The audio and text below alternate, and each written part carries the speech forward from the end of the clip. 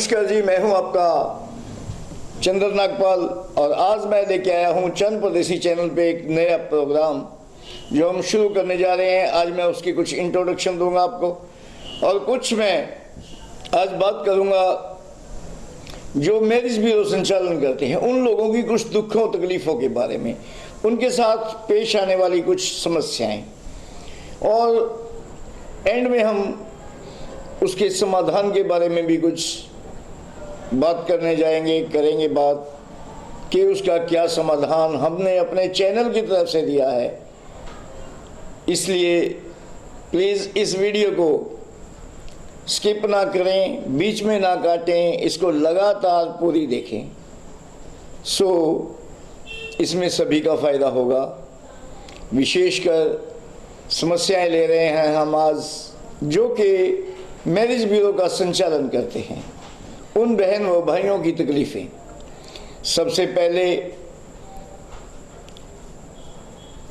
सबसे बड़ा अटल सत्य है ये कि जितने भी लोग मैरिज ब्यूरो पर रजिस्टर होते हैं, यानी जितने भी लोगों के रिश्ते लिखे जाते हैं, कोई ऐसा मैरिज ब्यूरो आज तक नहीं बना जिसके पूरे रिश्ते सिरे चढ़ गए हों, हो जाएं, कंप्लीट हो जाएं या मैच हो जाएं।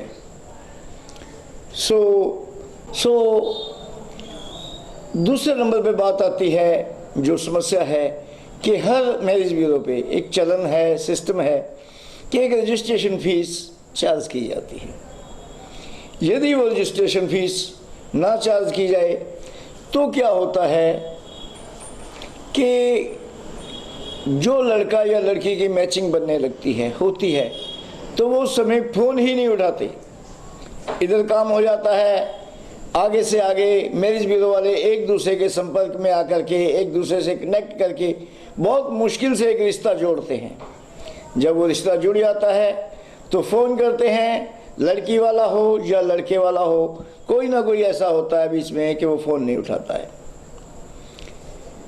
तो जो दूसरी तरफ की पार्टी होती है वो बार बार फ़ोन करती है कि भाई साहब आपने वो लड़की लिखाई थी, वो बताओ उसका क्या करना है, और लड़के वाले मेरी जान खा रहे हैं। इसी तरह कोई लड़के का रिश्ता होता है तो वो कहते हैं बहन जी लड़की वाले मेरी जान खा रहे हैं, वो आपने वो रिश्ता लिखवाया था, उनकी मीटिंग करवाओ ना, गुण मिल गए हैं 28, उनका रिश्ता करवाओ, मैचिंग करवाओ, मीटिंग करवाओ उनकी।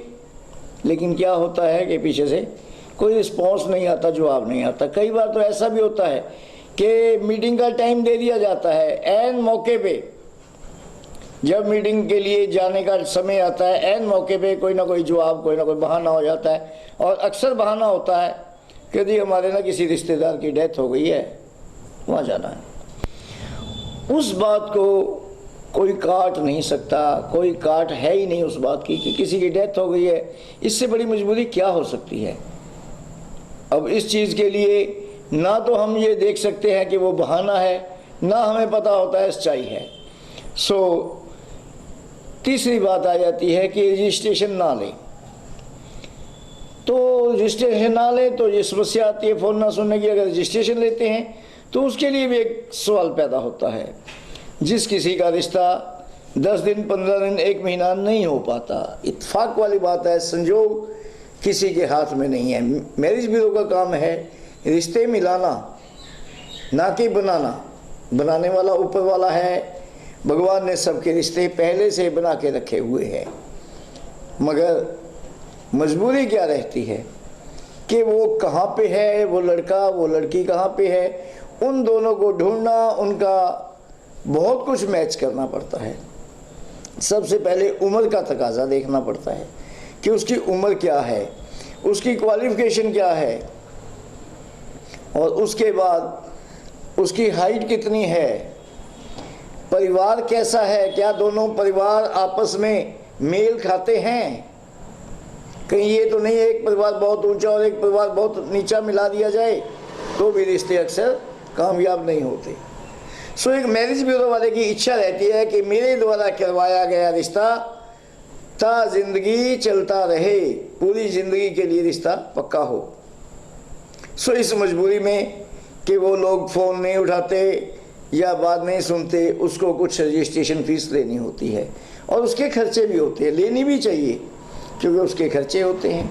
वो अपना इंटरनेट खर्च करता है, अपना पेट्रोल खर्च करता है, एक दूसरे मैरिज ब्यूरो वाले से संपर्क करता है, एक दूसरे के पास आता जाता है, समय निकालता है, और समय के साथ साथ जो है उसका पेट्रोल, मोबाइल और बहुत से खर्चे होते हैं। बहुत से मैरिज ब्यूरो हैं जहाँ स्टाफ रखा होता है, उस स्टाफ की तनख्वाह भी इसी में से निकालनी होती है। सो ये थी समस्या इनकी। और इसके बाद अब नई समस्या और खड़ी होती है, जब जिससे रजिस्ट्रेशन ली होती है उसका 15 दिन में, 20 दिन में, महीने में रिश्ता नहीं होता, तो वो परेशान करना शुरू कर देता है। बहन जी, आपको तो मैंने रजिस्ट्रेशन फीस भी दी, आप हमारे घर आए, आपने कहा था ही 2-4 दिन में मैं रिश्ता बता देती हूँ, लेकिन हुआ क्या? जो रिश्ता देखा गया था, जो रिश्ता उसने सोच के बताया था कि मैं इसके बारे में बात करूँगी, वो रिश्ता कहीं ना कहीं और बात चल रही होती है, डिले हो जाता है। डिले होने के बाद कई बार वो रिश्ता हाथ से निकल जाता है, और कई बार परिवार वाले ये सोच के मना कर देते हैं कि ये सरदार फैमिली है, ये ब्राह्मण है, जातिवाद का चक्कर होता है। लेकिन जब रिश्ता लिखवाया गया होता है उस टाइम होता है कास्ट नो बार, कास्ट की कोई प्रॉब्लम नहीं है, किसी भी कास्ट में आप रिश्ता दे सकते हैं। बट जब होने लगता है नहीं नहीं, ये नहीं, ये नहीं, चलिए, उसके बाद ये बड़ी समस्या होती है कि लोग अक्सर यही ताने देने लग जाते हैं कि सर आपने तो पैसे लेने थे, ले लिए, अब आप रिश्ता काहे को बताएंगे? अब तो हम 2 बार फ़ोन करते हैं, आप 1 बार फ़ोन उठाते हो। नेचुरली है, फ़ोन बिजी रहता है, कई बार किसी काम में रहता है। सो ये है एक मैरिज ब्यूरो वाले की समस्याएं। सो इन समस्याओं को सुलझाने के लिए मैरिज ब्यूरो वाले भी तरह तरह के उपाय प्रयोग में लाते हैं। जैसे उनकी कोशिश रहती है कि ज़्यादा से ज़्यादा रिश्ते आए ताकि हमारी मैचिंग बढ़िया बन सके, क्योंकि जितने ज़्यादा रिश्ते होंगे उतने ही बढ़िया मैचिंग बनेंगी। अगर रिश्ते नहीं होंगे तो मैचिंग भी कहाँ से होगी? सो इसके लिए नए नए प्रयोग किए जाते हैं।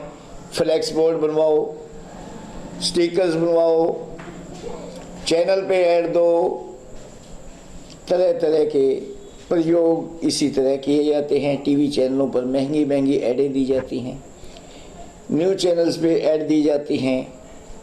सो बहुत से उपाय ऐसे किए जाते हैं, वॉल पेंटिंग करवाई जाती हैं, वेबसाइट बनाई जाती हैं।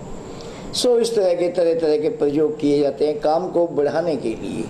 और उसमें भी एक इच्छा मैरिज ब्यूरो वाले की ये रहती है कि किसी तरह जो रिश्ता मेरे पास आया है वो मुकम्मल हो, मेरा रोज़गार भी चले, सामने वाली पार्टी भी खुश हो जाए, और उससे मुझे 4 रिश्ते और आने के चांस बने रहें।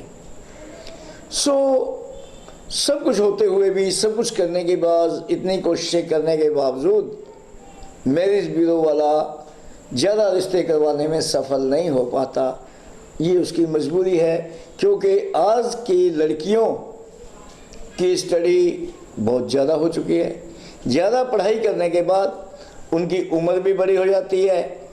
उस उम्र के लड़के तब तक कुंवारे मिलने मुश्किल हो जाते हैं, और जब वो हो भी जाता है रिश्ता तो फिर भी लड़की को पसंद नहीं आता। लड़की कोई ना कोई बहाने निकालती है। लड़के ज़्यादातर लड़कियों से कम पढ़े लिखे मिलते हैं और लड़कियां ज़्यादा पढ़ी लिखी होती हैं। ये भी एक मेन वजह है। और ज़्यादा ऊंचा नीचा रिश्ता करवा दिया जाए तो आगे जा कर के टूटने की संभावनाएं ज़्यादा रहती हैं। सो इसलिए चंद प्रदेशी चैनल ने एक छोटी सी कोशिश की है कि आपके ज़्यादा से ज़्यादा रिश्ते हो सके, आपके पास ज़्यादा से ज़्यादा रिश्ते आएँ, और जो रिश्ते आएँ वो आपको किसी दूसरे के साथ शेयर करने के चांस कम हों और खुद ब खुद रिश्ते हो जाएं तो वो ज़्यादा बेहतर है। ये संभव तो है, लेकिन अगर कहें कि इम्पॉसिबल तो नहीं है, संभव है, हो सकता है, लेकिन चांस इसमें कम रहते हैं। उसी को लेकर के, उसी समस्या को देखते हुए चंद प्रदेशी चैनल ने एक प्रोग्राम की शुरुआत करने का इरादा किया है।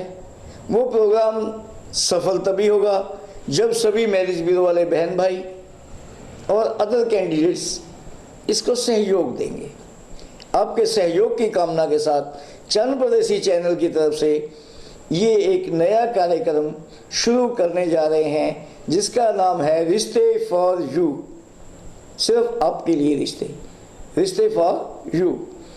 सो इस प्रोग्राम के अंदर क्या होगा, कैसे मैरिज ब्यूरो वाले को फ़ायदा होगा, कैसे एक आम कैंडिडेट को भी फ़ायदा हो सकता है, वो सारी जानकारी बताते हैं आपको।